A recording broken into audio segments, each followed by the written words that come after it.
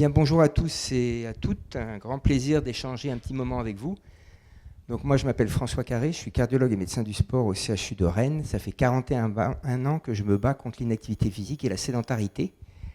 Alors chaque fois que je dis ça, je pense que beaucoup de gens se disent il n'a pas foutu grand-chose, parce que depuis 41 ans, c'est une catastrophe, puisqu'on est de plus en plus sédentaire et de moins en moins actif. En fait, vous voyez, mon propos, c'est assez simple. Je vais vous parler d'un nouveau défi pour notre santé, qui est se lever plus pour bouger plus. Ça semble complètement fou quand on dit ça, se dire qu'il faut se mettre debout, qu'on parle pour dire qu'il faut se mettre debout et simplement marcher. D'ailleurs, je ne vais pas vous dire un mot de sport. Le sport, c'est la littérature. Marcher, bouger, c'est savoir lire. Voilà. On doit tous savoir lire, on n'a pas tous besoin d'aimer la littérature. C'est exactement pareil. Dans les chiffres que je vais vous donner, dans tout ce que je vais vous donner, je pense que vous allez avoir un moral un peu plus bas que maintenant. Tout ce que je vous dis, c'est formellement prouvé. C'est prouvé par des centaines d'études. On n'a aucun doute sur ce qui est en train de se passer. Et malheureusement, si on ne décide pas de changer, nous, la population, mais aussi ceux qui nous dirigent, eh bien, on va aller vers des mauvaises surprises. Et c'est comme pour le réchauffement climatique, on ne pourra pas dire qu'on ne le savait pas. Par contre, tout est changeable. Si j'y croyais pas, il y a longtemps que je serais en train de courir sur mon sentier côtier préféré à Belle-Île-en-Mer, plutôt que répéter la même chose un peu partout. Alors d'abord, se rappeler que la santé, ce n'est pas simplement ne pas être malade ou ne pas avoir un handicap. La santé, c'est un complet bien-être physique, mental et social. C'est ces trois piliers, la santé. On oublie bien souvent le social, nous médecins en particulier, et on a tort, mais en fait, la santé, c'est votre qualité de vie. Si vous avez une bonne qualité de vie, même si vous avez eu un cancer, même si vous avez fait un infarctus, une dépression, tout, eh bien, vous êtes en bonne santé. Et la seule chose qui va vous donner une bonne qualité de vie, c'est de bouger. En fin de compte, c'est assez étonnant. Vous voyez, j'ai mis cette diapositive, j'en avais une autre avant, je l'ai changée tout simplement. Je me suis dit, tiens, je vais taper sur Internet comment prendre soin de sa santé. La réponse, qu'il y a toujours, pratiquement, une croix de pharmacie avec des médicaments, des ambulances, des piqûres, des thermomètres, des tas de choses, un stéthoscope, etc. En fin de compte, prendre soin de ma santé, c'est prendre des médicaments. C'est extraordinaire quand même. Dans l'esprit des gens, c'est ça. Il n'y a pas un mot sur la prévention. Comment faire pour ne pas tomber malade ou diminuer mon risque? C'est assez étonnant de se rendre compte qu'effectivement, dans notre société moderne, eh bien, on attend tout d'une petite pilule qui va tout nous donner. C'est assez surprenant. Alors qu'en fin de compte, votre santé, elle dépend essentiellement de 5 facteurs de risque. Le tabac, il n'y a pas une cigarette de bonne, hein. En tant que cardiologue, je peux vous le dire.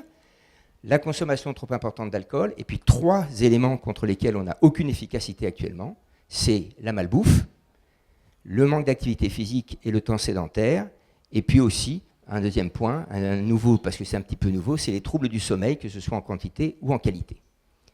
Chacun de ces facteurs de risque, et bien sûr, si vous les cumulez, c'est encore pire, augmente le risque de développer une maladie chronique d'environ 30%.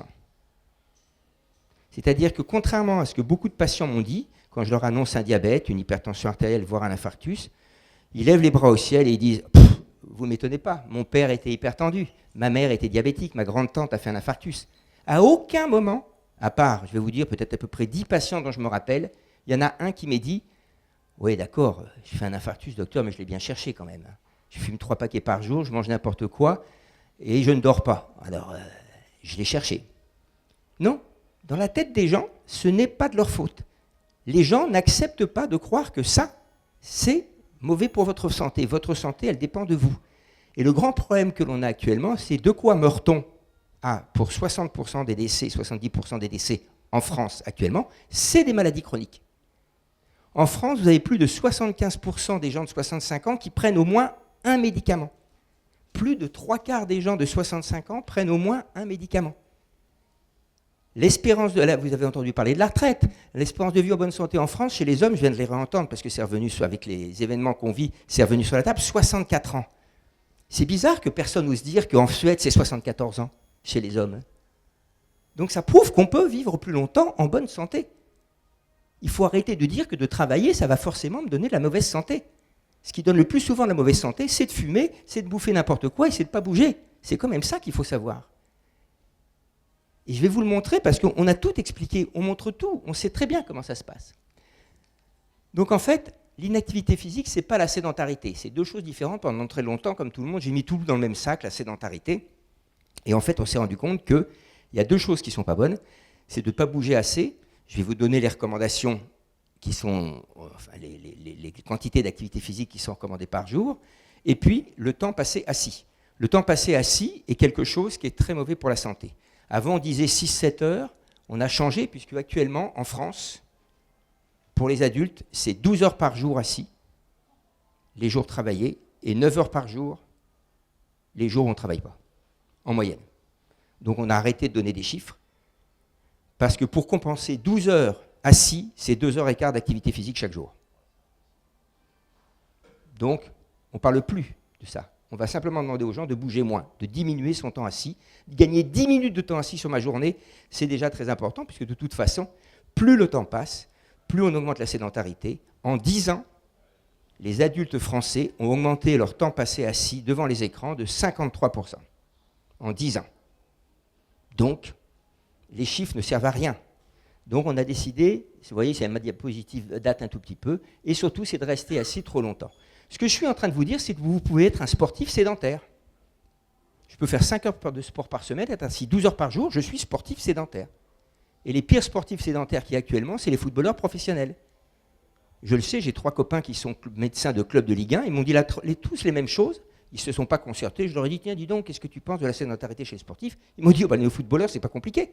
C'est 45 minutes à 1 heure de sport par jour et 11 heures couchés minimum ou assis à jouer à FIFA ou à répondre à un de leurs 3 portables.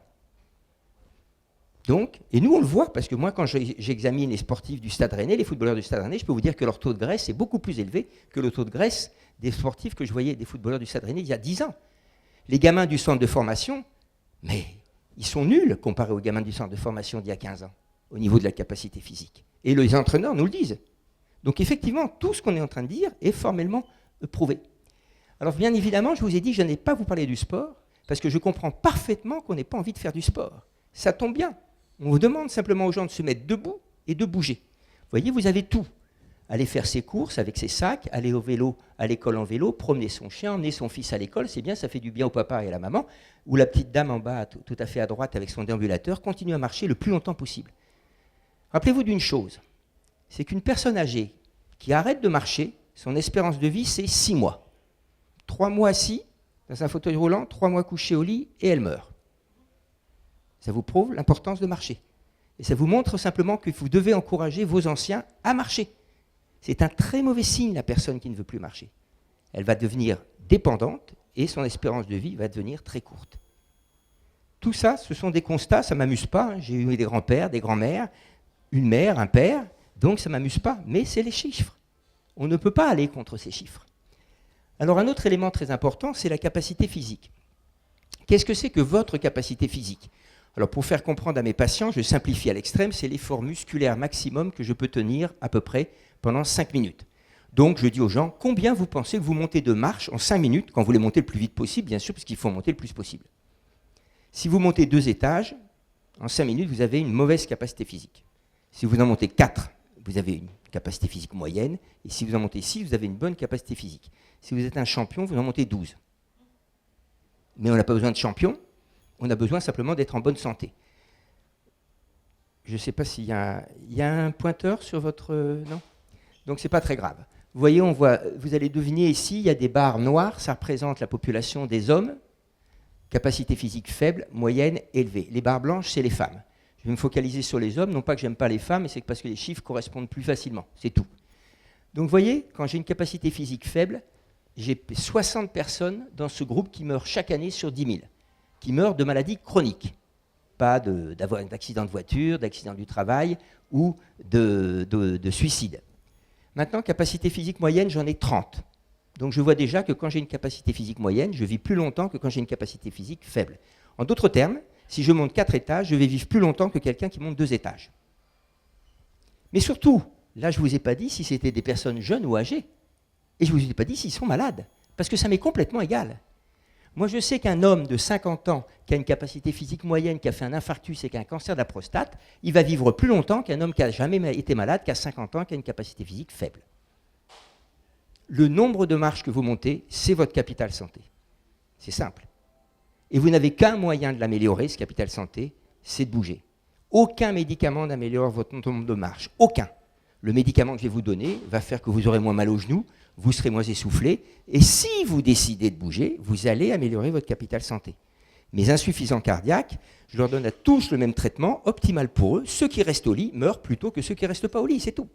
C'est pas plus compliqué que ça. Donc on n'a pas du tout le choix. Si on veut améliorer notre capital santé, il faut que l'on bouge. Pas faire du sport, que l'on bouge. Vous allez voir ce qu'on recommande. Ça va sembler ridicule. Et pourtant, vous allez voir que la majorité ne le fait pas. Alors pourquoi est-ce qu'il faut bouger? Tout simplement, là je vous ai mis à gauche ce qui se passe quand j'ai décidé de me bouger, et puis à droite quand j'ai décidé de ne pas me bouger, parce que c'est nous qui le décidons. Tout le monde peut bouger. Alors on va me dire, oui, le tétraplégique et tout. Même, je vous encourage, allez voir les Jeux paralympiques. Et vous allez voir les gamins ou les gens qui font de la boccia, qui est un jeu de boules pour les personnes handicapées. Et vous allez voir dans quel état ils sont, le handicap qu'ils ont. Il y en a qui bougent 2 doigts à peine. Et bien rien que ça, ça leur change leur vie. Donc tout le monde peut bouger. Tout le monde peut faire quelque chose. C'est trop facile de dire, dans mon état, je ne peux pas. Si vous bougez, vous avez un bon mental, vous êtes de bonne humeur, vous avez une bonne estime de vous, de la motivation, et en plus, cerise sur le gâteau, vous améliorez votre mémoire et vos capacités d'apprentissage. Ça, c'est assez formidable. Plus je bouge, meilleurs sont mes résultats scolaires. C'est étonnant, mais c'est pourtant formellement prouvé. Au niveau physique, vous avez un peu moins de graisse et un petit peu plus de muscles, et puis, si vous êtes malade, vous récupérez très vite. Ça ne vous étonne pas de voir que, par exemple, un cycliste qui tombe, il y en a eu là, il y a eu des chutes très fortes là, qui ont des côtes cassées, qui ont la clavicule cassée, voire un pneumothorax, 3 semaines après, ils sont remontés sur le vélo. Mais monsieur tout le monde, c'est 6 mois, 3 mois. Et plus la capacité physique est faible, plus ça va durer longtemps. Donc c'est ça qu'il faut bien retenir. Et puis sur le plan social, j'ai des compétences, des relations sociales, un but à ma vie, donc en fin de compte, je suis en bonne santé. Maintenant, si je prends quelqu'un qui a choisi de ne pas bouger, il est plus anxieux, un stress plus important, plus de dépression. Toutes les études montrent que si vous prenez une société, une entreprise qui est soumise à un stress, tout le monde est soumis au même stress, ceux qui font le moins de burn-out sont ceux qui bougent le plus. Le premier traitement de la dépression minime à modérée, c'est l'activité physique. Ce n'est pas les antidépresseurs. L'activité physique est plus efficace que les antidépresseurs dans les dépressions minimes à modérées. Dans les dépressions sévères, bien évidemment, s'il y a des idées suicidaires, on ne va pas faire que de l'activité physique, c'est évident. Mais ce n'est pas moi qui le dis, moi je ne suis que cardiologue, c'est les neuropsychiatres qui nous le disent. Au niveau physique, eh bien, vous êtes fatigué, essoufflé dès que vous avez à marcher un peu vite, monter des marches, soulever votre cabane plein de commissions, et puis vous allez avoir plus de maladies, et puis au niveau social, ben, vous êtes isolé et vous êtes solitaire, puisque de toute façon, votre niveau de capacité physique vous limite énormément pour faire des choses. Alors maintenant, regardez un tout petit peu, là je vais rentrer dans vraiment le désagréable. Ici, vous avez des sujets qui font 10 000 pas. À gauche, le monsieur en vert, pardon, ici, qui fait 10 000 pas. Et à droite, le même, mais qui pendant 14 jours n'a fait que 1500 pas. C'est le but de l'étude. Et il mange la même chose, bien sûr. On lui fait un scanner. En haut, ce que vous voyez, la petite encoche, c'est le nombril. Derrière, les ronds que vous voyez, c'est les muscles qu'on a dans le dos ici. Et donc, on fait une coupe au niveau du ventre, au niveau du nombril. Donc, tout ce que vous voyez au milieu, un petit peu blanc et noir, c'est le tube digestif. Et la flèche noire que je vous ai montrée, qui vous montre quelque chose de blanc, ça c'est la graisse que vous avez à l'intérieur de votre ventre, qu'ils ont à l'intérieur du ventre. Et cette graisse-là, elle est très mauvaise pour la santé. La graisse, le risque de la graisse n'est pas le même du tout selon les localisations. Je sais que souvent les femmes se plaignent d'avoir de la graisse au niveau des hanches. Nous, médecins, on s'en fiche complètement. Ça ne pose aucun problème pour la santé, cette graisse. Mais celle qu'on a dans le ventre, elle est terrible. Regardez maintenant le même sujet avec un nouveau scanner 14 jours après. On va regarder que les flèches noires. Regardez la quantité de blanc pour le sujet 14 jours après qu'il soit passé de 10 000 pas à 1500 pas. C'est-à-dire que je vous prouve formellement que si vous bougez, vous arrêtez de bouger, en 14 jours, vous avez accumulé de façon significative de la graisse au niveau de votre ventre qui est mauvaise pour votre santé. Bien sûr, si vous mangez la même chose. Si vous arrêtez de manger, vous en accumulerez moins, mais vous en accumulerez quand même un petit peu. Le problème qu'il y a, c'est que vous pouvez passer de la droite à la gauche, mais ça ne vous prend pas 15 jours, ça vous prend au minimum 1 mois. Et si vous avez plus de 60 ans, ça vous prend 1 mois et demi, voire 2 mois. Parce que plus on vieillit, plus c'est difficile de perdre cette graisse abdominale. Alors la vie n'est pas juste, je sais bien, mais c'est comme ça. Donc il faut qu'on vive avec. Maintenant, on va regarder ce qui se passe quand vous restez assis trop longtemps. Donc là, c'est une étude norvégienne. On a classé les gens de 0 heure devant la télévision assis plus de 6 heures. Pourquoi la télévision? Tout simplement parce que quand je demande à quelqu'un combien de temps il passe assis, il ne sait pas me répondre. Si je vous dis en 15 secondes combien de temps vous êtes assis par jour, vous allez oublier que le trajet de la voiture, les embouteillages, etc. Tout ça, vous allez l'oublier. Par contre, je vous demande combien d'heures vous regardez devant la télévision, en 5 minutes, en 15 secondes, vous me répondez, en moyenne. Donc c'est pour ça qu'on prend souvent ce chiffre-là, mais il faut bien se rappeler que le temps passé assis, ce n'est pas que devant les écrans. Parce qu'il ne faut pas tout faire porter non plus sur les écrans.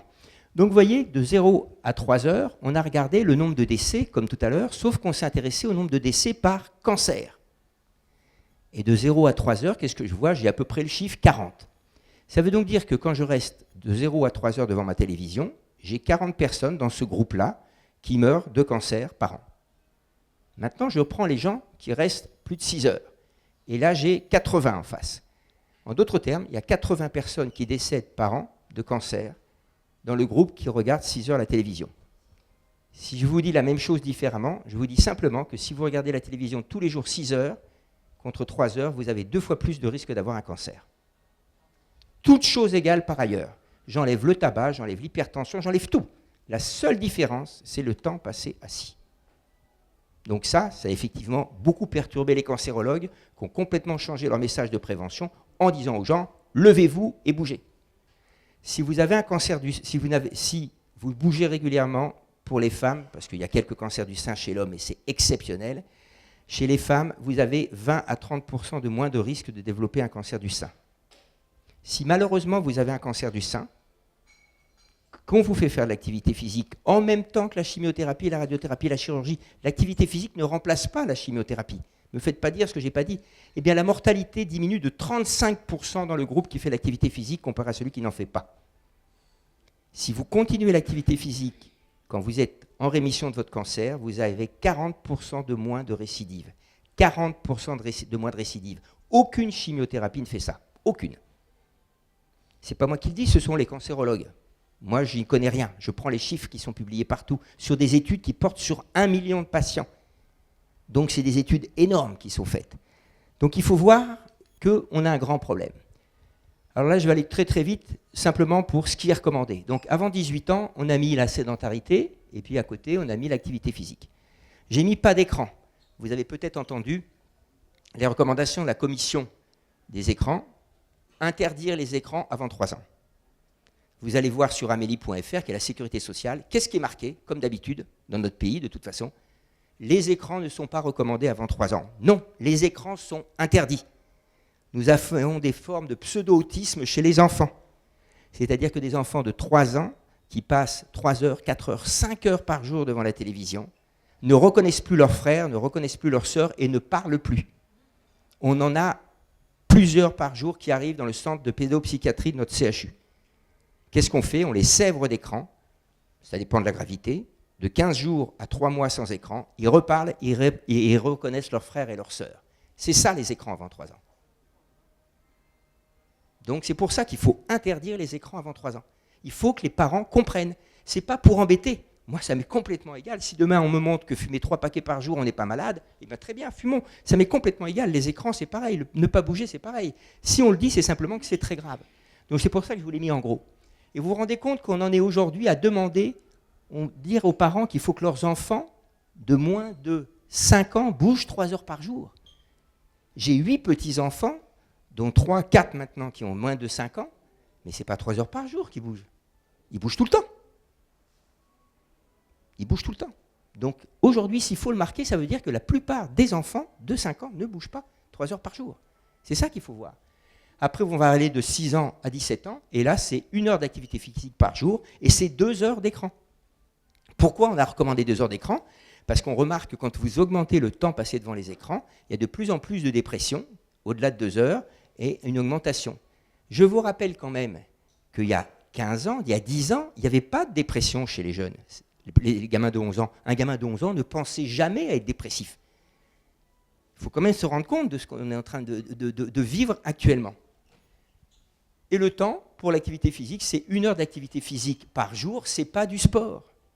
Ça veut simplement dire qu'il faut qu'un enfant de 11 à 17 ans bouge 1 heure par jour, de 6 à 17 ans. C'est tout. Bouge, joue dehors ou chez lui.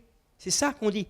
Aujourd'hui, en 6e, sur 6 gamins qui rentrent au collège, il y en a 4 qui ne sont pas capables de sauter sur le même pied 4 fois. 4 sur 6. Aujourd'hui, j'ai vu il n'y a pas très longtemps une monitrice d'auto-école qui m'avait écouté, qui est venue me voir après, qui m'a dit « Monsieur Carré, quand je vois des jeunes de 18 ans, sur 5, il y en a 3 à qui je conseille de passer le permis voiture automatique. Ils ne sont pas capables de débrayer et d'accélérer en même temps. 3 sur 5. Tout ce qu'on vous dit, c'est ce qui est en train de se passer. Donc il faut le savoir, après, chacun fait comme il veut. Donc je vous rappelle, c'est toutes ces choses qui sont importantes. Maintenant, passons à nous. Alors à nous, c'est très simple. Ce qu'on nous demande, c'est de diminuer notre temps de sédentarité. On est trop assis, vous devez tout faire pour être moins assis. C'est possible. Si je prends mon modeste exemple, c'est que je ne téléphone jamais assis. Jamais. Que ce soit chez moi, dans mon bureau, n'importe où, je marche toujours en téléphonant. Au moins, je bouge pendant que je téléphone. Premier point. Deuxième point, je mets ma poubelle au bout de mon bureau. Comme ça, je lève et je vais jeter. Troisième point, j'ai fait mettre la photocopieuse dans mon service à l'autre bout du couloir. Et j'ai demandé à tout le monde, quand vous faites une photocopie, vous vous levez, vous allez la chercher. D'abord, ça vous fait du bien à votre santé. Et deuxièmement, ça nous évite le soir de trouver des photocopies qu'on n'a pas fait nous-mêmes, on ne retrouve même pas les nôtres. Donc, on fait ça. Je me lève, je vais voir mon collègue à côté, je lui ai envoyé un mail pour lui demander s'il a bien reçu, par exemple, parce que ça arrive d'envoyer un mail d'un bureau à l'autre quand même, hein, c'est assez fréquent. Eh bien, on se lève, on va voir si ça se passe bien. Je bouge, je fais tout pour bouger. Et surtout, toutes les heures et demie, il faut que je bouge un petit peu. Et c'est pour ça que je vous ai parlé tout à l'heure du pédalier. Le pédalier, si vous n'arrivez pas à vous lever régulièrement, vous mettez sous votre bureau, si vous pédalez 5 minutes à 10 minutes chaque heure, c'est bon. Et vous pouvez pédaler, même moi qui ne suis pas multitâche parce que je ne suis qu'un homme, j'ai appris à pédaler et à taper sur mon ordinateur en même temps. Et je ne me rends même plus compte que je pédale. Alors bien sûr, ça peut sembler ridicule, mais 2 solutions. Je prends soin de ma santé ou je ne le prends pas, c'est tout. C'est ça que je suis en train de vous parler, de vous dire. Regardez-vous, on me dit toujours, j'ai au moins 5 personnes sur 6 qui me disent « Monsieur Carré, vous ne vous rendez pas compte de mon emploi du temps », ce qui me fait toujours sourire, parce que quand même, je pense que nous avons tous des emplois du temps assez chargés. Et moi, je n'arrive pas à trouver 30 minutes par jour. Je vous ai mis ce que les Français disent faire en moyenne chaque jour. 7 heures de sommeil, 29% de la journée. 13% à table, 3 heures par jour. 21%, 5 heures devant les écrans, de loisirs. Et après, le temps au travail, tout compris, environ 8 heures. 30 minutes, c'est 2% de votre journée. Nous n'avons pas le temps de prendre 2% pour s'occuper de notre santé chaque jour. C'est quand même assez fou quand même. Alors qu'on a le temps de rester 21 heures, 21% de la journée devant les écrans pour le loisir.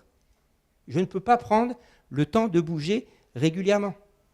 Ce temps dont je vous ai parlé tout à l'heure, ici, c'est, je vous le rappelle, 30 minutes par jour d'activité physique. 3 fois 10 minutes. 6 fois 5 minutes. C'est ça qu'on recommande de faire aux gens. Pas plus. C'est le minimum. Alors si vous faites 15 minutes, c'est mieux que rien. De toute façon, 5 minutes, c'est mieux que 0. C'est tout. Ces 30 minutes, qu'est-ce que vous devez faire? Une activité physique de cardio, c'est-à-dire je suis un peu essoufflé. Par exemple, je vais marcher un petit peu vite pour attraper le métro ou pour arriver à l'heure à mon rendez-vous, etc. Et puis, je vais, si possible, faire du renforcement musculaire. Il faut en faire. C'est quoi? C'est monter les escaliers et les descendre. C'est très important. Ou je porte mon cabas chargé de commission. Mais non, nous sommes dans une société qui vous propose le drive. Cette société qui vous fait dire, tiens, chérie, il est samedi, zut, on n'a rien acheté à bouffer, je vais y aller. Non, je vais faire un drive. Je me mets sur mon ordinateur, je commande, je prends ma voiture, j'habite au premier étage, je prends l'ascenseur, bien sûr, je monte dans ma voiture, je me gare devant le drive. Je ne descends pas de ma voiture parce que j'ai une voiture moderne. J'appuie sur un bouton, le coffre s'ouvre tout seul. Le seul qui bosse là-dedans, et c'est bien parce que vous lui sauvez la vie, c'est le livreur. C'est le seul. Et quand on referme le coffre, je rentre à la maison, je me gare devant la porte de la maison, bien évidemment.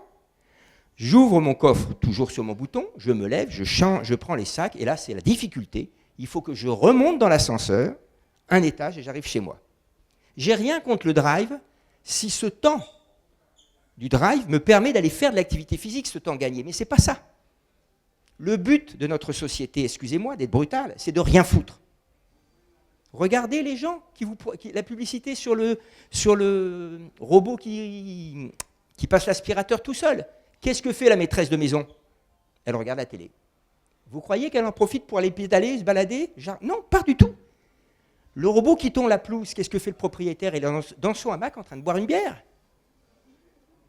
Alors que la pelouse est tondue, il pourrait jouer avec sa fille ou son fils au badminton. Ça ne vient pas à l'idée du publiciste. Ça, c'est parce que c'est des acteurs, donc eux, ils font sur l'ordi. Mais c'est le publiciste. Donc le publiciste, c'est bien ça. Je dois proposer quelque chose aux gens pour qu'ils ne fassent rien, qu'ils ne bougent pas.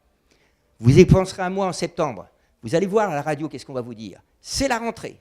Vous allez reprendre le sport. Ce qui veut dire qu'en vacances, on ne fait pas de sport. Bien évidemment. On ne va pas se fatiguer. Et la dernière phrase de toutes les émissions de radio, ou presque, c'est « Et au fait, n'oubliez pas, avant de reprendre le sport, allez voir votre médecin. C'est très dangereux. » Sous-entendu, c'est extraordinaire de voir qu'on puisse avoir ce genre de raisonnement dans notre société, et ça montre surtout le manque de connaissances des gens. Donc comment ça marche tout ça? Ben, c'est très simple, quand vous êtes assis comme vous l'êtes là, eh bien, et comme je le suis si je ne bouge pas, mais on m'a demandé de ne pas trop bouger, donc c'est pour ça que je ne bouge pas trop, eh bien vous avez 500 ml de sang dans les jambes. C'est la pesanteur, le sang va vers le bas. Pourquoi? Parce que pour que mon sang quitte mes mollets, il faut absolument que mes mollets écrasent mes veines. Sinon, votre sang ne peut pas quitter vos mollets. Vous avez tous entendu parler du risque de phlébite dans l'avion.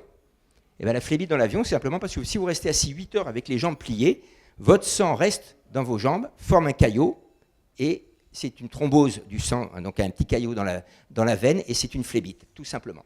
Donc ça vous montre formellement qu'on n'est pas fait pour rester assis pendant des heures. Donc au lieu d'avoir 5 litres de sang qui circulent, vous avez 4 litres 5. Donc vous avez moins d'oxygène que normalement, et c'est pour ça que quand vous êtes assis depuis 3 heures ou 4 heures devant l'écran, qu'est-ce qui se passe? Eh bien, vous commencez à relire 4 fois la même ligne, tout simplement, non pas que vous êtes devenu bête, c'est simplement que votre cerveau n'est plus irrigué. Vous vous levez, vous marchez, vous vous asseyez, vous redevenez intelligent. C'est facile. Même chose quand vous avez des gamins qui apprennent des cours. Ça ne sert à rien qu'ils restent 4 heures devant l'écran sans bouger. Ça ne sert à rien du tout. Il vaut mieux qu'ils restent 1 heure bien concentrés et après, ils vont taper dans un ballon pendant 10 minutes, un quart d'heure, ils reviennent. Ils seront beaucoup plus efficaces. Assez révisés, bougez. Moi, je dis toujours ça à mes enfants et à mes petits-enfants. Ça ne sert à rien de rester 4 heures devant l'écran. Combien de fois j'ai mon petit-fils, le plus grand, là, il vient de passer le bac, il me dit « Ah, j'ai bien bossé, papy, aujourd'hui, je suis resté 4 heures devant ma table. » Je lui dis « Ça ne veut rien dire pour moi. Moi, je peux rester aussi 4 heures devant ma table. Hein. Ça ne veut absolument pas dire que j'ai beaucoup bossé, mais ça, c'est la France. En France, le bosseur, c'est celui qui reste longtemps devant l'écran. Il fait peut-être n'importe quoi, peut-être qu'il joue au mot croisé ou au solitaire, j'en sais rien, mais c'est un bosseur. Par contre, se lever toutes les heures pour bouger 3 minutes ou 5 minutes, alors là, immédiatement, on a la mauvaise image. J'ai entendu pendant toutes mes études, Carré, vous avez de la chance d'avoir du sang pour faire du sport. J'ai toujours répondu, attendez, une journée fait 24 heures, j'ai le même temps que vous, je fais le même travail, vous regardez la télé, moi je vais courir. Chacun son plaisir. C'est pas de la chance. Donc, c'est des choses qui sont étonnantes. Et alors, le deuxième truc, c'est le double effet qui se coule de la sédentarité que vous avez à droite. Eh bien, quand vous restez assis longtemps, souvent vous avez une petite faim, c'est pas de votre faute, c'est simplement que vous libérez une hormone qui s'appelle la gréline, qui est l'hormone de l'appétit.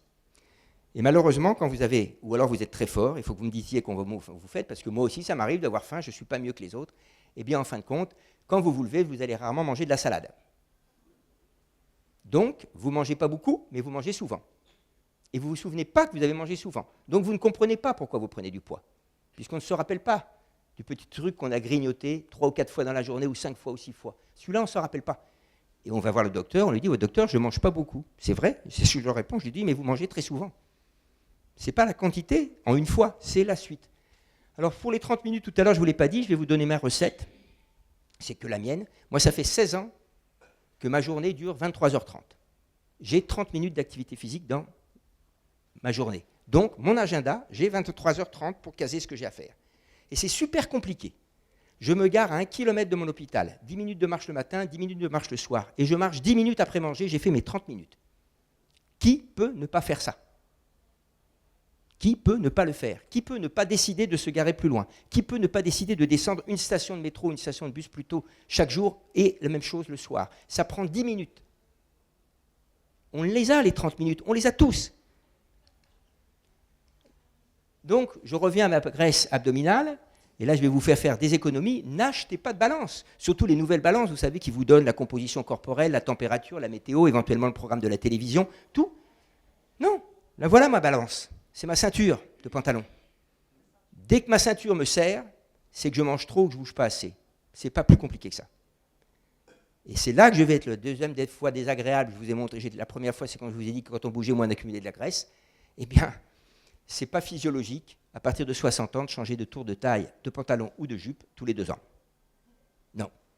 C'est que soit vous mangez trop, soit vous ne bougez pas assez, et le plus souvent, c'est les deux. Cette graisse, vous voyez, vous avez en haut des cellules graisseuses normales, les petites cellules jaunes. Et quand elles gonflent, c'est ça qui vous fait prendre du ventre. Et quand elles se vident, eh ben, vous perdez votre ventre.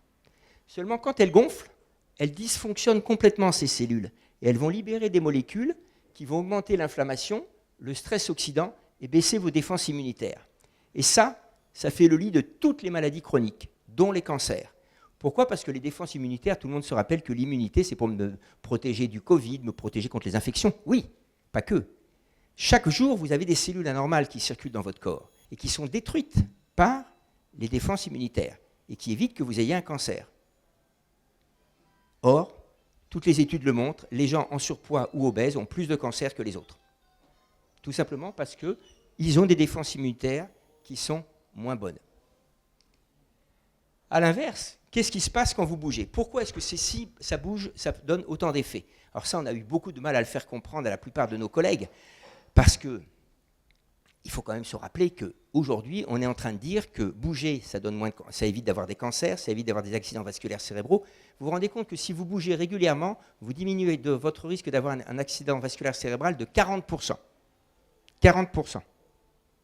Donc, les accidents vasculaires cérébraux, la maladie d'Alzheimer, vous avez moins de rhumatisme, vous avez moins de sclérose en plaques, vous avez moins de 40 maladies chroniques, tout simplement. Comment est-ce que c'est possible que l'activité physique joue sur tout ça ? Aucun médicament ne le fait. Je prends un médicament pour mon cholestérol, un médicament pour l'hypertension, un médicament pour le diabète. L'activité physique fait tout ça. Eh bien, tout simplement parce que nous avons reçu des gènes de notre ancêtre Homo sapiens. C'est amusant de voir que votre capital génétique, comme le mien, qui contient des milliards de molécules, eh bien, il y en a à peu près 5000 de différentes par rapport à votre ancêtre Homo sapiens. Et Homo sapiens, il vous a légué 2 parties de son capital génétique essentiel, qui nous apporte tous nos soucis, et qui peut nous permettre aussi de régler tous ces soucis, eh bien c'est 1, stocker les graisses. Parce qu'Homo sapiens, il ne mangeait pas tous les jours, donc il a développé des gènes qui faisaient qu'il stockait parfaitement les graisses. Et ça, on n'arrête pas de le stimuler, ça. C'est pour ça qu'aujourd'hui, nous sommes quand même, aux États-Unis, 90% des Américains sont en surpoids. 9 sur 10. En France, on est à 47%, on va bientôt être à 50%. J'attends les derniers chiffres. En France, l'obésité a été multipliée par 4, par 3 entre 25 et 35 ans, entre 1997 et 2020. Multipliée par 3. L'obésité chez les jeunes de 18 à 25 ans, à 24 ans, puisque c'est 25, je vous ai dit, 18 à 24 ans, a été multipliée par 4 en France. L'obésité, pas le surpoids. Ce qui veut dire simplement que dans quelques années, la norme, ce sera d'être en surpoids, comme aux États-Unis. Comment, nous, médecins, on va pouvoir faire comprendre aux gens que ce n'est pas bon pour la santé d'être en surpoids si tout le monde est en surpoids. Tout ça, c'est ce que vous ne voyez pas bien en bas, un monsieur devant son écran qui boit une petite boisson sucrée pour se remonter le moral et qui stimule en permanence, chaque fois que vous grignotez, vous stimulez des gènes qui vous font stocker de la graisse. Ça, c'est Homo sapiens. Mais Homo sapiens, il avait les gènes qui lui permettaient de chasser. Or, Homo sapiens, il chassait comment ? Par l'épuisement. C'est-à-dire qu'il courait derrière l'animal jusqu'à ce que l'animal s'effondre ou bien qu'il puisse être assez près pour lui lancer un caillou dans la tête. Et ces gènes de l'endurance, vous les avez. Alors, je ne veux pas mettre en doute la capacité physique moyenne des gens de Fécamp, mais je ne pense pas qu'il y en ait beaucoup dans la population qui soient capables d'épuiser une gazelle en courant derrière actuellement. Eh bien, Homo sapiens, homme comme dame, ils le faisaient tous. Tout simplement, et si vous n'êtes pas convaincu, regardez ce qu'on a fait. On a donc pris un monsieur qu'on a mis sur un vélo, il y en avait plusieurs, messieurs, et on lui a bloqué la pédale droite. c'est-à-dire qu'il ne peut pas pédaler avec la jambe droite. Donc il va pédaler qu'avec la jambe gauche pendant 15 minutes. Après, on prélève un petit bout de muscle dans les deux muscles, le quadriceps ici, et on regarde dans ce muscle, ce que vous avez là, en bas, tous les petits points que vous voyez, c'est une protéine. Ce qu'il faut savoir, c'est que pour que vous ayez une protéine, il faut qu'il y ait un gène qui ait été stimulé par quelque chose. Donc c'est simple. On a une jambe qui n'a pas bougé, une jambe qui a bougé. Donc la seule stimulation qu'a eu la jambe qui a bougé, c'est l'activité physique. Et vous regardez toutes les protéines, il y en a un petit peu dans la jambe de repos qui n'a pas pédalé, et dans l'autre, il y en a beaucoup plus. Or, ces protéines, qu'est-ce qu'elles font? Eh bien, c'est tout simple. Elles baissent l'inflammation, elles baissent le stress oxydant et elles améliorent l'immunité. Donc, Homo sapiens, il avait un parfait équilibre. Et nous, on a un parfait déséquilibre. Alors qu'on a tous les gènes pour pouvoir ne pas avoir ces problèmes de santé. On voit ici le muscle au milieu, vous voyez, quand on voit des molécules qui vont dans tout, le cerveau, le tube digestif, c'est les os, etc. Donc, on a tout dans notre corps. Mais encore faut-il stimuler les gènes qui vont être en cause. Et malgré tout ce que je viens de vous dire, malgré tout ce qu'on répète, eh bien, ça ne sert à rien. Vous demandez aux Européens, en 2018, est-ce que c'est dangereux de rester assis ou allongé pour la santé? 72% des Européens vous répondent non, ce n'est pas dangereux. C'est la même problématique, comme me disent les nutritionnistes, le grand problème qu'on a avec l'alimentation, en particulier la malbouffe, c'est que les gens n'arrivent pas à accepter que quelque chose qui est bon au goût puisse être mauvais pour la santé. Et les gens ne peuvent pas accepter que le fait de rester assis puisse être mauvais pour la santé. C'est comme ça, ils n'arrivent pas à nous croire. Alors, je reviens un petit peu ici. Vous voyez, c'était pareil pour le tabac en 1960, tout le monde fumait, hein, tout le monde. Tous les adultes fumaient. Parce qu'on ne savait pas que c'était dangereux. Il a fallu des années pour convaincre les gens que c'était dangereux. Mais là, on avait encore un lobby, on avait le lobby des cigarettiers. Mais là, on n'a pas de lobby contre nous. Hein. Même pas, il n'y a personne. Hein. Eh bien, on n'arrive pas à les convaincre que ce n'est pas bon de rester assis. C'est ce que les anglo-saxons appellent « sitting is the new smoking », ça veut bien dire ce que ça veut dire. En fin de compte, on se retrouve aujourd'hui devant une nouvelle addiction, que j'appelle la chaise. Vous ne vous en rendez pas compte, mais rassurez-vous, le fumeur qui fume 20 cigarettes par jour, il se rappelle de 3 cigarettes. Il y en a 17, il ne s'est même pas rendu compte qu'il les avait fumées. C'est pareil, la chaise. Vous ne vous rendez pas compte que vous asseyez alors que ce n'est pas la peine de vous asseoir. Par exemple, je suis assis toute la journée, ou je suis assis toute la journée de mon boulot, je vais dans les transports en commun, qu'est-ce que je vois? Prochaine rame de métro, prochain bus, 2 minutes. Je m'assieds.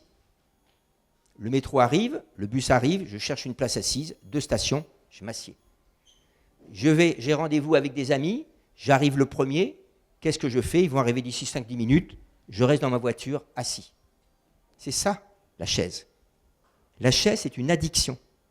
La chaise, c'est une tueuse silencieuse, parce que la chaise, ça tue 40 à 50 000 personnes par an.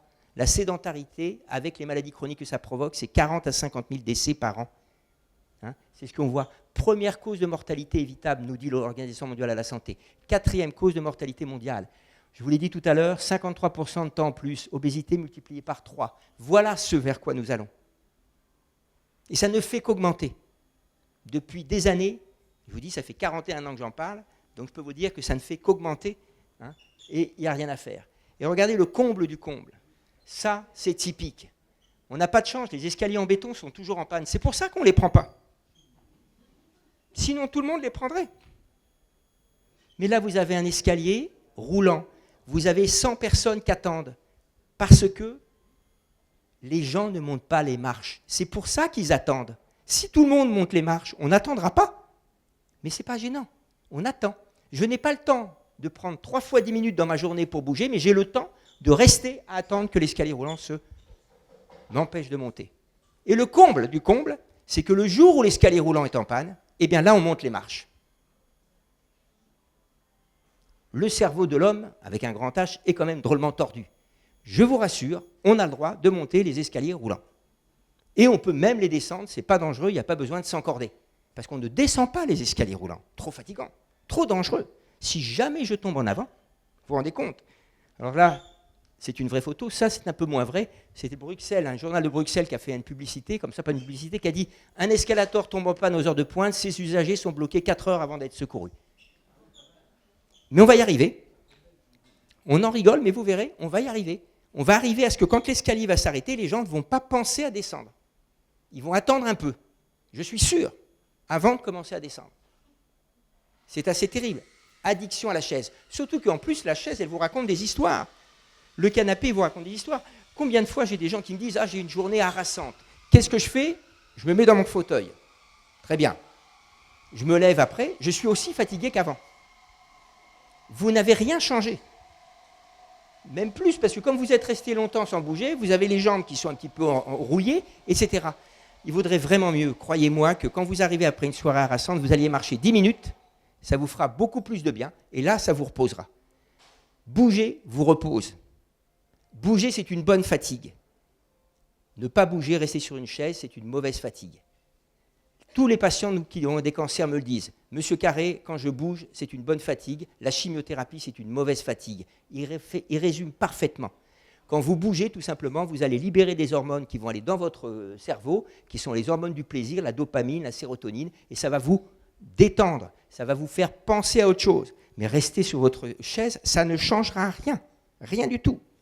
Essayez, vous verrez bien. Alors si on va un petit peu sur le travail, rendez-vous compte le problème du travail. On a 2 hauts lieux de sédentarité. Le premier, c'est l'école. Les collégiens français, même pas les collégiens, les primaires français sont les enfants en primaire d'Europe qui passent le plus de temps assis. Hein. Et il faut surtout rester assis. D'ailleurs, l'enfant sage, c'est celui qui reste assis. Le bon élève, c'est celui qui ne bouge pas, en France. Hein, ça, c'est bien connu. Donc, et après, c'est le travail. Mais ce n'est pas de la faute du travail. C'est simplement qu'avant, on bougeait en dehors du travail. Mais on ne bouge plus en dehors du travail, ce qui fait qu'aujourd'hui, dans l'énergie que vous dépensez au travail, c'est à peu près la moitié de tout ce que vous dépensez chez vous, dans la journée. Donc si vous ne bougez pas du tout au travail, ben vous dépensez 0 calories dans la journée. C'est tout simple. C'est pour ça qu'on se bat, qu'on explique qu'il vaut mieux aider à lutter contre la sédentarité. Les plus sédentaires au travail sont les plus sédentaires en dehors du travail. L'addiction à la chaise. L'incidence de tous les accidents annuels de tous les accidents de travail ont baissé, sauf les troubles musculo-squelettiques qui sont dus à l'inactivité physique et à la sédentarité. Renseignez-vous, discutez avec les gens qui emploient des gens avec des métiers difficiles, c'est-à-dire très physiques. Et vous vont tous vous dire la même chose. Aujourd'hui, au bout d'une semaine, ils sont épuisés, les gamins, les gars de 20 ans, 25 ans. Mais ils le sont, ce n'est pas de leur faute. Ils sont capables de monter 2 étages, puisque leur capacité physique, c'est 2 étages. Comment voulez-vous faire un travail physique si vous êtes capable de monter 2 étages? C'est impossible. C'est impossible. Ce n'est pas de leur faute. Ce n'est pas des feignants. Ils ne peuvent pas le faire. Ils n'ont pas la capacité physique pour le faire. C'est ça qu'on est en train d'avoir tous les jours. Alors qu'il faut faire des bonnes pratiques. D'abord, la sensibilisation, la communication, c'est-à-dire qu'il faut sensibiliser les gens à la sédentarité, il faut les informer, il faut leur dire ce qu'ils risquent, il faut qu'ils sachent tout ce qui... Et surtout à côté de quoi ils passent, tout simplement. Vous allez avoir un environnement favorable à la pratique, donc on peut aménager, organiser le temps de travail et lutter contre la sédentarité avec des offres d'activité physique. C'est quand même assez étonnant qu'il ait fallu si longtemps pour comprendre que quelqu'un qui vient sur un chantier de BTP le matin, l'idéal, c'est quand toute l'équipe est là, de les faire s'échauffer musculairement. Je ne sais pas, quand on va faire du sport, quand on va dans une salle de musculation, on n'arrive pas, on ne prend pas une barre de 100 kg, on ne la soulève pas tout d'un coup. On commence tout doucement. Donc le gars qui arrive, qui a déjà une capacité physique de 2 étages, à peine arrivé, il faut qu'il prenne un sac de ciment de 20 kg ou 25 kg sur les épaules, c'est pas étonnant qu'il ait mal au dos. Ça me semble évident. Donc il faut qu'on s'adapte à ça. On est dans une nouvelle société et il faut mettre des échauffements. Et pour aller un tout petit peu plus loin, le professeur Duclos de Clermont-Ferrand a très bien montré qu'il faut que dans l'échauffement, il y ait le chef d'équipe qui participe. Et que ce soit bien rapidement le chef d'équipe qui fasse l'échauffement avec et qui explique à ses équipiers qu'est-ce qu'on doit faire. Et ça marche très bien. Il n'y a aucun problème. Au contraire, tout le monde est ravi et tout le monde se sent mieux. Regardez, pour le salarié, c'est 6 ans de retardement de l'âge de dépendance, 3 ans d'espérance de vie en plus, un petit peu d'économie, parce qu'il reste toujours un petit reste à charge dans beaucoup de médicaments. Pour l'entreprise, à peu près 8% de productivité en plus, 10 à 12% de rentabilité en plus. Vous regardez 30 à 40% de moins d'absentéisme. Il faut quand même se rappeler que quand on est dirigeant, chaque arrêt du travail coûte de l'argent. Il faut quand même y penser. Et puis en plus, il n'y a pas la fidélisation. Toutes les études montrent que les gens qui peuvent faire de l'activité physique ou qu'on essaye de diminuer leur sédentarité dans les entreprises sont plus se trouvent bien dans cette société parce qu'on s'occupe d'eux, on s'occupe de leur santé, et c'est donc un plus important. Alors la dernière partie, bien sûr, c'est celle qui m'inquiète les plus, c'est les jeunes. Ça, c'est demain. Le gamin qui veut jouer au ballon, plus personne, aucun autre copain veut jouer au ballon. Ils sont tous avec leur portable assis, un par banc, et quand ils sont deux, vous voyez, ils s'espacent, parce que bien évidemment, c'est mieux. Et je pense même qu'il y en a un, dans les deux qui s'espacent, ils doivent peut-être s'envoyer des SMS. Hein, c'est un petit peu le cas. Regardez la respect des recommandations par les jeunes, vous vous rappelez, 1 heure d'activité physique par jour. Entre 6 et 10 ans, 56% de filles, 70% de garçons. Entre 11 et 14 ans, 20% de filles, 34% de garçons. Entre 15 et 17 ans, 16% de filles, et à peu près la même chose, 40% de garçons. C'est entre 6 et 11 ans que se pose le grand problème de l'inactivité physique, de la sédentarité. Et comme par hasard, c'est entre 6 et 11 ans que se passe le problème de la courbe de poids, la cassure de la courbe de poids. Rappelez-vous que l'enfant de 6 à 11 ans qui est en surpoids ou obèse, dans 2 cas sur 3, il se battra toute sa vie contre le surpoids et l'obésité. Il n'y en a qu'un tiers qui ne se battront pas. C'est-à-dire qu'on va pourrir la vie de ces gamins, tout simplement parce qu'on leur a laissé bouffer n'importe quoi et qu'on n'est pas arrivé à les faire bouger parce qu'on n'a pas été bougé avec eux. Ce n'est pas la faute des enfants. Un enfant qui mange un bonbon, c'est qu'il y a des bonbons à la maison qui sont accessibles. Un enfant de 4 ans qui ne mange pas un bonbon, il n'est pas normal quand il en voit un. Un enfant qui est devant un portable toute la journée, c'est qu'on le laisse toute la journée devant le portable. Un enfant qui s'endort à 3 heures du matin sous sa couette dans sa chambre, c'est qu'il a son portable dans sa chambre. Qu'est-ce qu'un gamin de 14 ans a besoin d'un portable dans sa chambre? Mais si le gamin de 14 ans n'a pas son portable, ça veut dire que papa et maman n'ont pas leur portable dans la chambre, ni la télévision dans la chambre. Vous avez une étude qui vient de sortir dans un petit village, une petite ville à côté de Lille. Avant, que je ne dise pas de bêtises, avant 10 ans, 17% des gamins ont une télévision dans leur chambre. Et à 14 ans, 27% des gamins ont une télévision dans leur chambre. Mais on est où là? On est où? On ne comprend rien de ce qu'on est en train de dire. Acheter une trottinette électrique à un gamin de 13 ans, c'est qu'on lui veut vraiment du mal. Parce que ce gamin-là, il ne bougera jamais. Un enfant qui ne marche pas sera un adulte qui ne marchera pas. Si vous ne me croyez pas, demandez à des parents, si vous n'apprenez pas à votre enfant à dire s'il te plaît, merci, bonjour, au revoir, ce n'est pas à 20 ans qu'il va l'apprendre. Et bien c'est pareil. L'enfant qui ne marche pas, il ne marchera pas quand il aura 20 ans. Toutes les études le montrent. Les adultes qui ne marchent pas disent toujours qu'ils n'ont jamais marché dans l'enfance. Donc ça, c'est très important parce que c'est quelque chose de dramatique. En France, 87% des jeunes entre 11 et 17 ans ne font pas 1 heure par jour d'activité physique. On est 119e sur 146 pays dans le monde. On est parmi les enfants qui bougent le moins. Un enfant de 7 ans, 50% de sa journée assis en France, 50% de son temps éveil, et un adolescent de 14 à 15 ans, 75% de sa journée assis. Donc tout ça sont des choses qu'on connaît. Pourtant, quand je bouge, j'ai une meilleure santé, j'ai des meilleurs résultats scolaires, j'ai un meilleur comportement social, j'ai moins de disputes, etc. dans les classes. Ça, c'est parfaitement montré.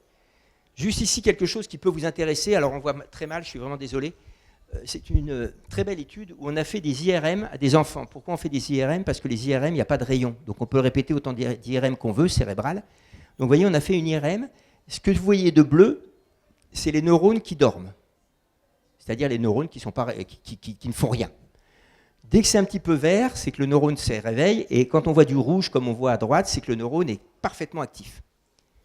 À gauche, c'est un enfant, comme 85% des enfants en primaire, qu'on dépose devant la porte de l'école, quand ça sonne, le plus souvent en double fil, comme ça on embête bien tous les gens qu'il y a derrière. Ça, c'est la majorité des petits gamins. Ce gamin, il va s'asseoir. Son professeur ou sa professeure, son maître ou sa maîtresse, sont ravis, parce qu'il est très calme, ce gamin. Et pour cause, il dort. Ses neurones dorment. Elle peut dire tout ce qu'elle veut, la maîtresse. Il ne retiendra rien. Il ne peut pas, il dort. Le même enfant, le lendemain, il a marché 20 minutes. Regardez son cerveau, il n'y a que du vert et du rouge. La partie bleue, c'est les neurones qui concernent les contractions des muscles. Il est assis sur sa chaise. C'est normal qu'il ne contracte pas de muscles. Tous les autres sont réveillés. Et il est calme parce qu'il a marché. Et lui, par contre, la maîtresse peut tout lui apprendre, il va tout retenir. Et comme par hasard, quand vous prenez ici en haut, le classement, Ça, c'est le classement mathématique en CM1, en 2018, je crois, ou 2019, je ne sais plus. La France est avant-dernière devant le Chili. C'est tout. Et on n'arrive pas à convaincre l'éducation nationale qu'il faut peut-être changer un petit peu et que nos enfants soient moins assis. On y est arrivé parce qu'il y a les 30 minutes d'activité physique qu'on est arrivé à faire passer. Enfin, et c'est ça qui est le plus triste, c'est que la capacité physique de nos gamins ont baissé de ce 25% entre les collégiens de 2011 et ceux de 1971. Ce que je suis en train de vous dire, c'est que les collégiens de 2011 ont perdu 25% du capital santé des gens de 1971. Ce que je suis en train de vous dire, comme la capital santé, c'est l'espérance de vie, c'est qu'on va arriver à une génération où un grand nombre de parents enterreront leurs enfants avant eux. C'est ça que je suis en train de vous dire. Puisque 1971, j'ai 25% de capacité physique de plus. 2011, ça nous fait, sauf erreur de ma part, 40 ans. C'est plus qu'une génération. Donc, il y a 25% une diminution de 25% de l'espérance de vie comparée aux gamins de 1971. Il y aura des parents qui enterreront leurs enfants, ce qui n'est jamais arrivé dans l'humanité. Ça, on le sait, c'est tout. La preuve, je vous ai dit qu'il y avait de plus en plus d'obèses, il y a des glycémies de plus en plus élevées, le taux de cholestérol, l'hypertension, la pression artérielle est plus élevée chez les gamins. Les gamins ont des maladies de vieux. Le diabète de type 2, c'était la maladie de l'homme avec la bedaine de 50 ans. Aujourd'hui, on a des gamins de 14 ans qui ont des diabètes de type 2. Et on en a de plus en plus. On n'est pas submergé, mais on en a de plus en plus. On a des gamins qui font de la dépression nerveuse à 11 ans. Ça n'existait pas. Ça n'existait pas. Et enfin, comble du tout, si vous regardez la première cause d'arrêt cardiaque avant 30 ans, c'est en France, mais c'est dans d'autres pays dits développés, c'est l'infarctus du myocarde. Alors ça ne veut rien dire pour vous. Et moi, je peux vous dire qu'en tant que cardiologue, l'infarctus du myocarde, on le faisait à 45 ans. Maintenant, c'est 30 ans. Ce qui veut dire que nos collégiens de 15 ans actuellement préparent leur infarctus à 30 ans. C'est ça que ça veut dire. 15 ans, diabète, trop de cholestérol, trop de tension artérielle, égale infarctus 15 ans après. 15 plus 15 égale 30 ans, c'est tout. Mais avant, nos gamins n'avaient pas ces facteurs de risque. Avant, on les avait à 30 ans, quand on se laissait aller, etc. On faisait l'infarctus à 45 ans. Ce n'est pas plus compliqué que ça.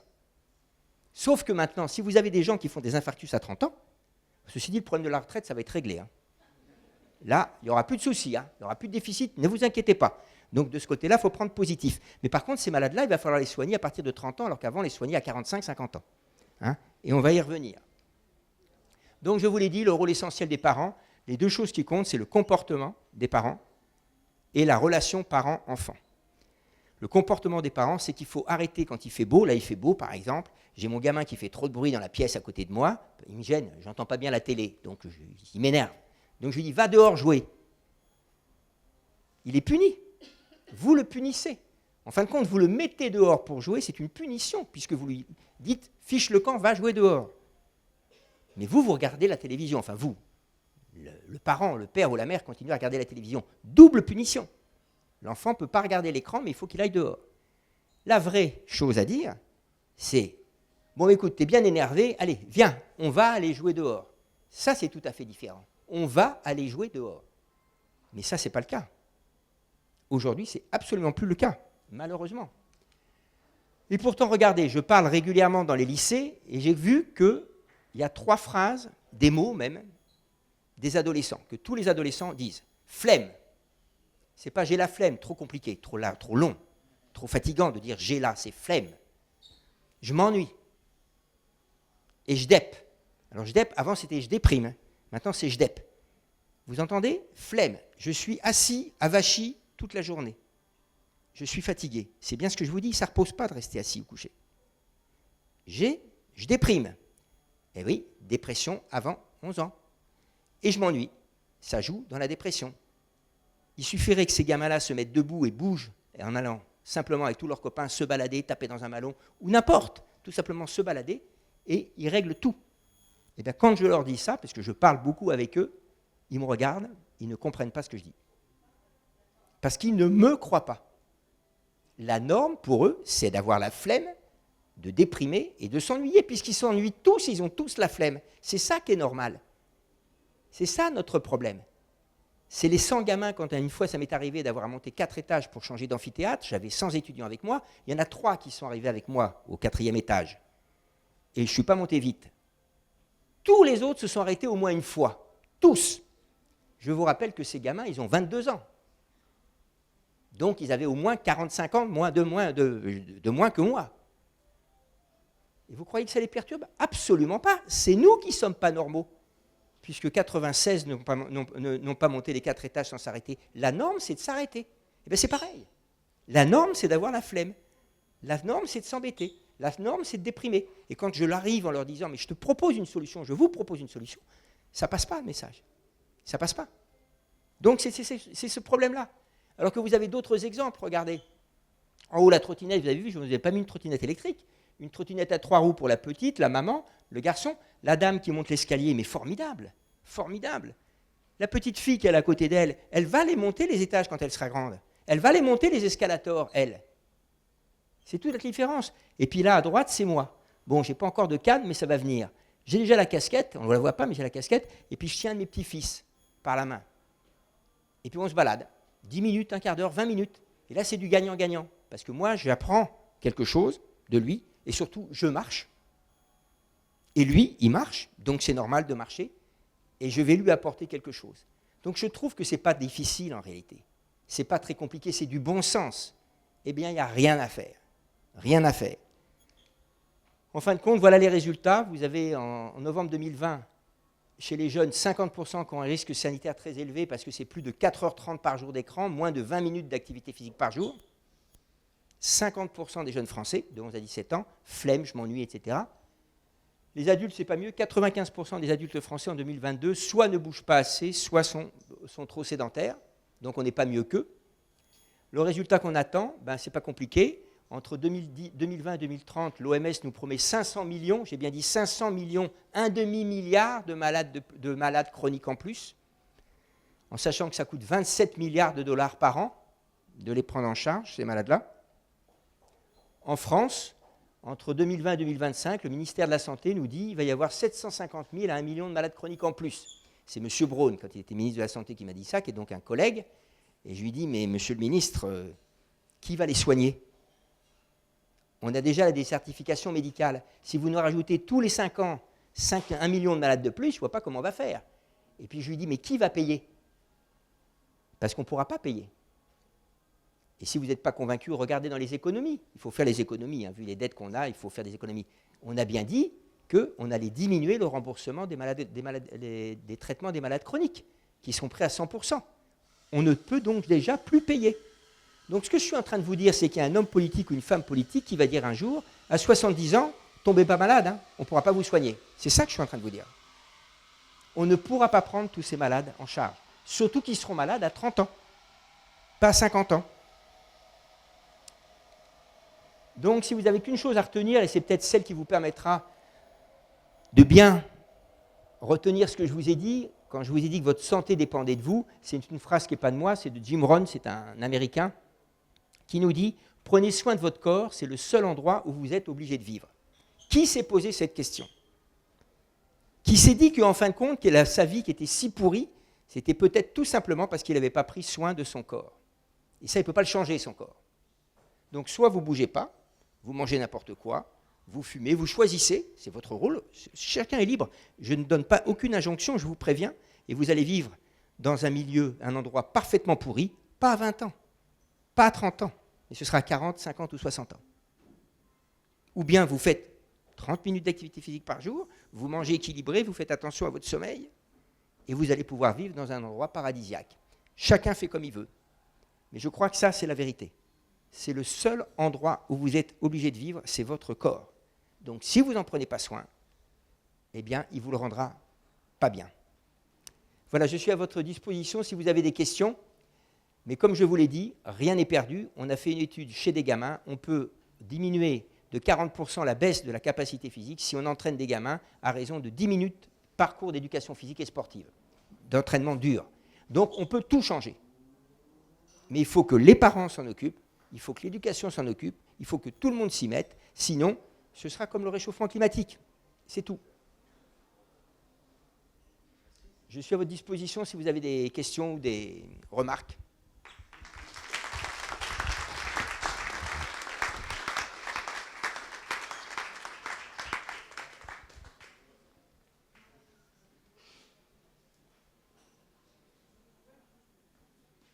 Excusez-moi, je ne vous ai pas vu. Donc, en étant limite, par exemple, d'un diabète de type 2, en reprenant un peu plus d'activité physique, on peut se stabiliser. Vous pouvez tout à fait. Le meilleur traitement, l'activité physique où elle est la plus efficace au niveau diabète, c'est dans le prédiabète, c'est-à-dire être à la limite. Il y a des tas d'études sur des centaines de milliers de patients qui ont montré que vous avez 3 solutions. Il y avait 3 groupes. Un groupe qui faisait de l'activité physique et attention à ce qu'il mange. Les deux vont un petit peu ensemble. 2, un groupe à qui on donne de la metformine, qui est un médicament contre le diabète. Et 3, on leur donne un comprimé, mais il n'y a rien dedans, un placebo. Et bien dans ce cas-là, vous diminuez le risque d'être de passer du prédiabète au diabète par 2. C'est-à-dire qu'il y a 50% des gens qui ne deviennent pas diabétiques par l'activité physique. Donc il n'y a pas photo. En marchant au minimum 30 minutes chaque jour. Tout simplement. Et je vous assure, quand vous aurez marché 30 minutes, regardez, on a chez nous une chirurgienne qui est spécialisée dans les chirurgies digestives, des cancers digestifs des personnes âgées. À force de m'avoir entendu, elle m'a dit, écoute François, je vais essayer un truc, je vais demander à mes patients de marcher 15 minutes par jour avant que je les opère. Elle a à peu près 1 mois de délai d'opération. Les patients qui l'ont écouté, quand elle les a opérés, ils restent 3 jours à l'hôpital, après l'opération. Les patients qui ne l'ont pas écouté, ils restent 6 jours à l'hôpital. 15 minutes de marche par jour. Et seulement ça, c'est que les patients qui ont recommencé à marcher 15 minutes, ils continuent à marcher après avoir été opérés. Parce que ça leur a changé la vie. Quand vous ne marchez pas, marchez 3 fois 5 minutes dans vos journées, ça vous change la vie. Pourquoi ? Parce que votre corps est fait pour ça. Tout simplement. Ce n'est pas plus compliqué que ça. Et c'est ça qu'on n'arrive pas à comprendre. Et on a toujours une bonne excuse. Toujours une bonne excuse. Oui ?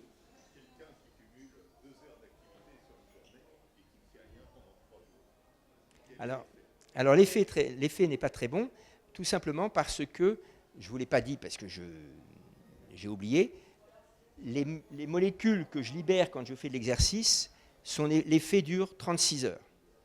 Donc pour que vous compreniez bien, ce n'est pas vous que je le dis, je l'avais dit simplement à un monsieur qui était, je discutais avec des salariés, il était en haut debout, un jeune, et je me suis dit, lui il est resté debout pendant tout mon topo, donc c'était bien. Et il me dit, moi docteur, je n'ai pas le temps de faire les 30 minutes, enfin tout ce que je vous ai dit, vous ne vous rendez pas compte de mon emploi du temps. Je vous rappelle que Barack Obama jouait 4 à 5 fois par semaine 30 minutes au basket. Donc je pense que l'emploi du temps est à peu près au moins aussi chargé que le nôtre quand même, à Barack Obama, quand il est président des États-Unis. Hein. Bon, et donc ce monsieur me dit, moi je ne fais pas les 30 minutes, donc ce que je fais c'est 2 heures de foot le samedi et 3 heures de vélo le dimanche. Est-ce que c'est bien ? Alors je lui dis, je ne peux pas vous dire que c'est bien, pas bien, vous faites 5 heures de sport. Mais en fait c'est comme si vous me disiez, vous allez voir votre dentiste, vous lui dites, monsieur le dentiste, je n'ai pas le temps de me laver les dents tous les jours 6 minutes. Donc je vais me les laver 7 fois le dimanche. Est-ce que c'est bien ? C'est pareil. Exactement pareil. C'est chaque jour.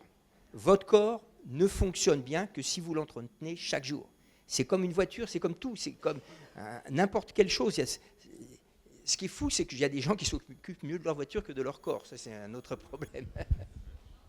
Non, donc, il faut chaque jour bouger. Et si vous n'avez pas le temps de faire les 30 minutes, vous faites comme moi, et ça a été prouvé par une étude, ça m'arrive, je vais dans un congrès, je suis beaucoup assis, eh bien je fais que 15 minutes, mais ces 15 minutes, je les fais à fond. C'est-à-dire que les escaliers, je les monte à toute vitesse, quand je vais aller à un endroit, j'y vais très vite, et si je fais 5 minutes très intenses, c'est-à-dire que je suis vraiment essoufflé, c'est comme si, 3 fois 5 minutes, 15 minutes, c'est comme si j'avais fait 30 minutes modérées. Donc vous avez toujours, et puis même si un jour vous n'avez pas le temps de faire les 30 minutes, vous ne dites pas, j'ai pas le temps, je ne les fais pas, faites 10 minutes. C'est mieux 10 minutes que 0. L'Organisation mondiale de la santé dit très bien, chaque pas en plus, chaque minute passée en moins assis, c'est bon pour votre santé. Vous avez gagné 10 minutes de sédentarité, c'est bon pour votre santé. Donc c'est toujours bénéfice.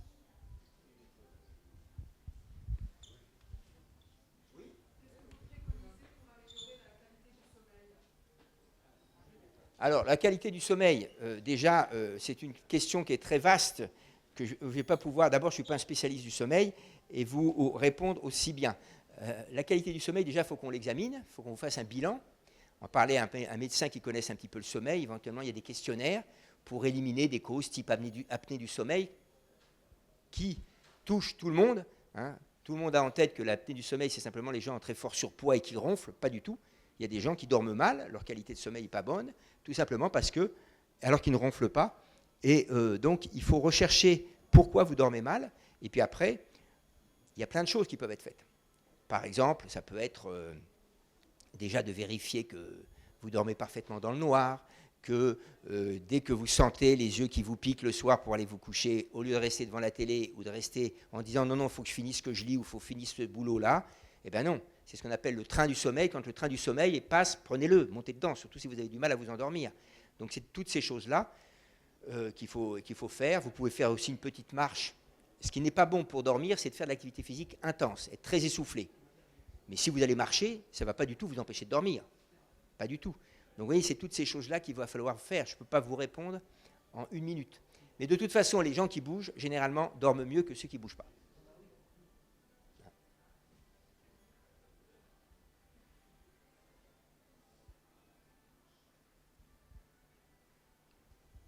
Oui.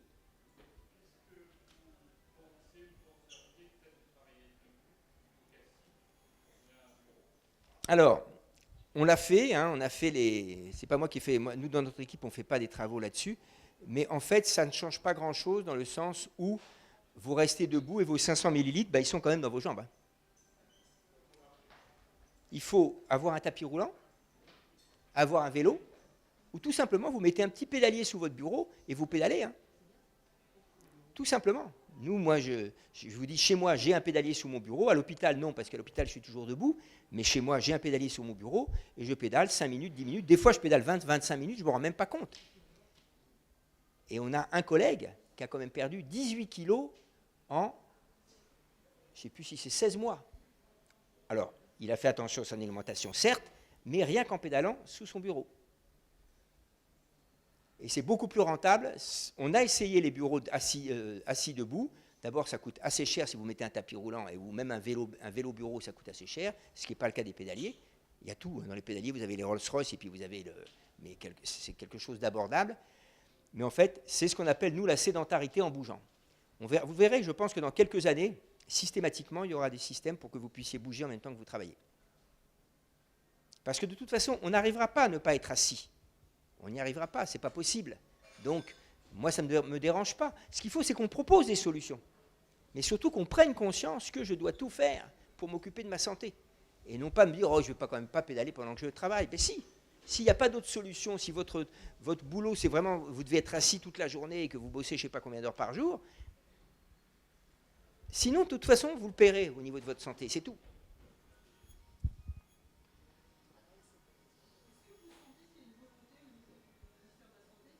Non, bien sûr que non. Bien sûr que non. Il vous dit que oui, mais ce n'est pas vrai. Je côtoie les ministres de la Santé depuis des années, je côtoie les ministres de l'Éducation nationale, c'est les pires. Le ministère de l'Éducation nationale, c'est les pires. Ils savent tout. Et ils ont toujours raison. On n'est pas bon en maths, on remet 1 heure de mathématiques. On n'est toujours pas bon, on en remet une deuxième. C'est comme si moi je donnais des médicaments jusqu'à ce que je tue le patient pour voir que ce n'est pas bon d'augmenter les médicaments. Ben, eux, c'est pareil. Donc ça, et le ministère de la Santé, je vous promets que c'est vrai, la dernière fois que je l'avais rencontré, pas la dernière fois, c'est l'avant-dernière, je lui ai dit, mais en fin de compte, ce n'est pas un ministère de la Santé que vous êtes ministre de la maladie.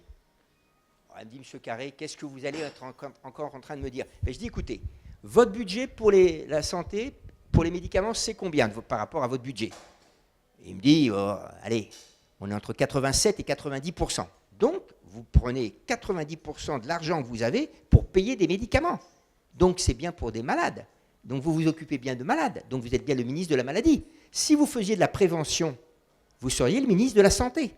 Mais vous ne faites pas de prévention.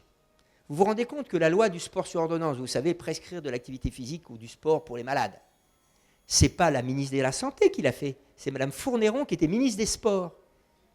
Mme Marisol Touraine a tout fait pour torpiller cette loi, la ministre de la Santé. Donc, en France, il n'y a pas de prévention. J'ai une petite anecdote comme ça qui m'a beaucoup marqué. Une professeure, je suis allé dans un collège et j'ai parlé aux professeurs, pas d'éducation physique, mais aux autres.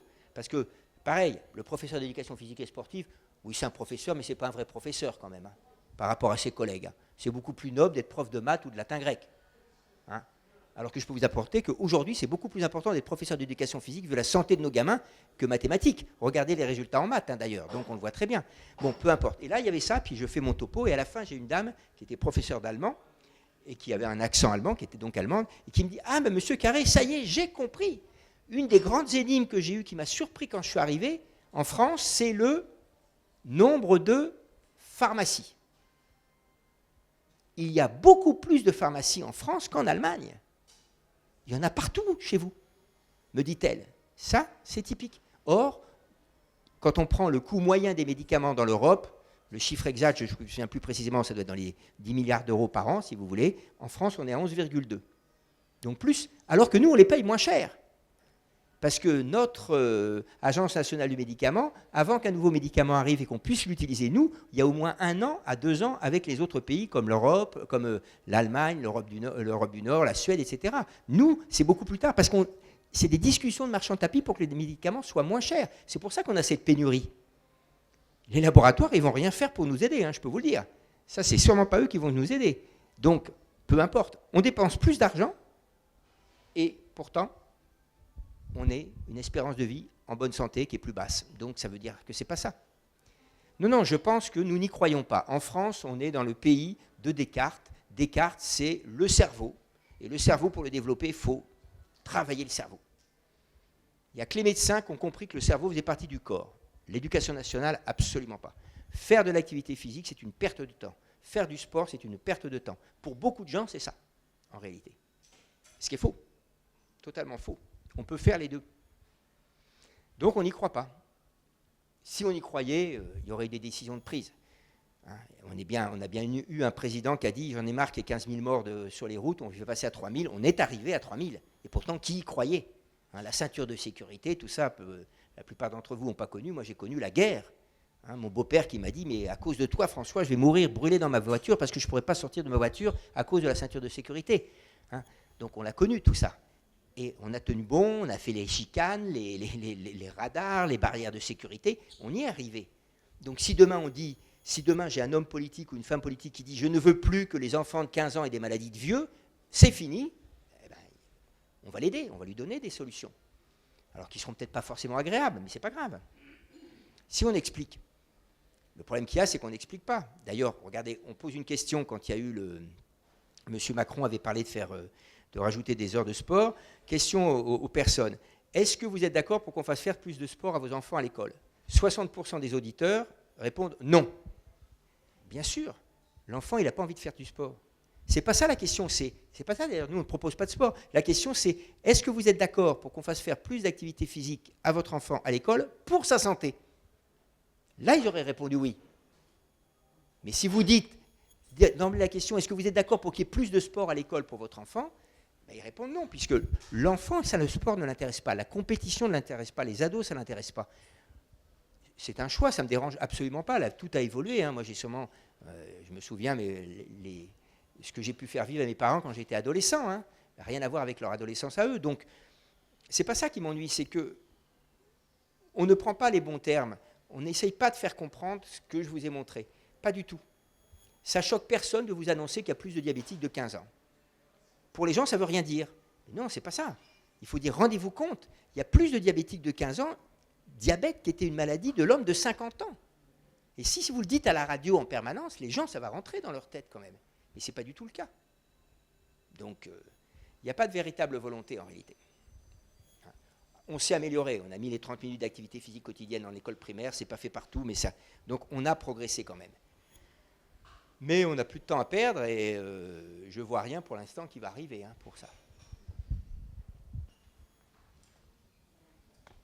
Bien, écoutez, je vous remercie beaucoup pour cet échange.